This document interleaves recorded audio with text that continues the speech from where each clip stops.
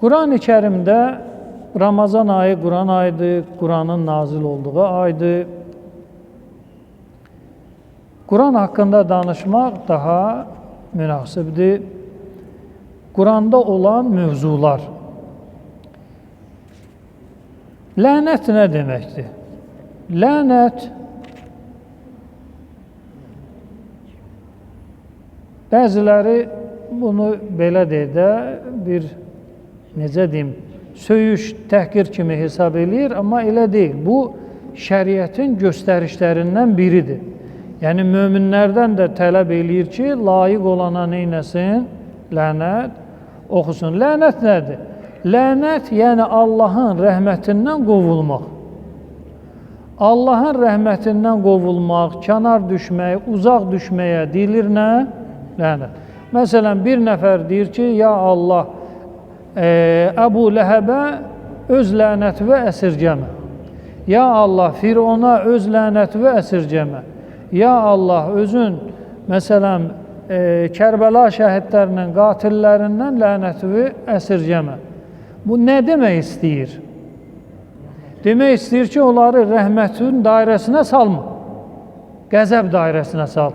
İnsanın rəhmət dairəsindən çıxıb, qəzəb dairəsinə düşməsinə deyilir nə? Lənət. Bu mövzu həll oldu, qoyduq kənara.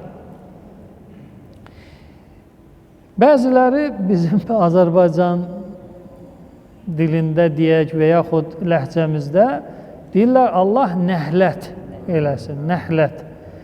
Nəhlət belə o kəlmə ilə götürəndə nəhlə arı deməkdir, arı.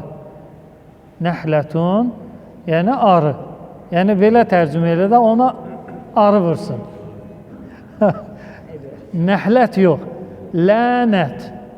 Nəhlət səhvdir. Nəhlətun olur arı, nihlətun olur millət, xalq. Yəni ənən, inin yeri dəyişəndə kəlmənin mənası da dəyişir.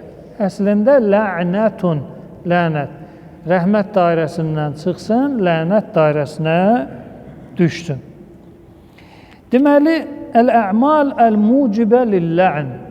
Hansı əməllər səbəb olur ki, hər bir insan lənət dairəsinə düşsün?